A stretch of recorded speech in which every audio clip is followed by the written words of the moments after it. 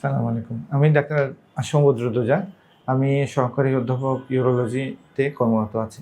আজকে কথা বলব ডায়াবেটিস এবং কিডনি রোগ নিয়ে। ডায়াবেটিস মেলাইটিসে আক্রান্ত যে সমস্ত পেশেন্টরা অনিয়ন্ত্রিত ডায়াবেটিসে ভোগেন, তাদের ক্ষেত্রে দেখা যায় যে তাদের কিডনির ফাংশনও হ্যাম্পার্ড হয়। মানে তাদের কিডনির ফাংশনও ঠিক থাকে না। কিডনির পয়েন্ট মানে সেরাম ক্রিয়েটিনিনের লেভেল দিন দিন বাড়তে থাকে। এটা সাধারণত যাদের অনিয়ন্ত্রিত ডায়াবেটিস মেলাইটিস থাকে তাদের এটা হয়। তো কিডনি রোগ বিশেষজ্ঞ হিসেবে আমার আপনাদের প্রতি একটি অনুরোধ থাকবে, একটি পরামর্শ থাকবে।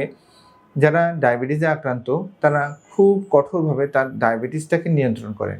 এর ফলে আপনার কিডনি ভালো থাকবে। শুধু কিডনি না, এটা আরও অন্যান্য শরীরের গুরুত্বপূর্ণ অর্গান যেমন চোখ, ব্রেন, নার্ভ এই সমস্তগুলোতেও ক্ষতির কারণ ঘটায় অনিয়ন্ত্রিত ডায়াবেটিস। তো ডায়াবেটিস কন্ট্রোল রাখা আপনার কিডনির সুস্থতার জন্য খুবই গুরুত্বপূর্ণ বিষয়। সুতরাং ডায়াবেটিস নিয়ন্ত্রণে রাখুন, কিডনি ভালো রাখুন, সুস্থ থাকুন। ধন্যবাদ।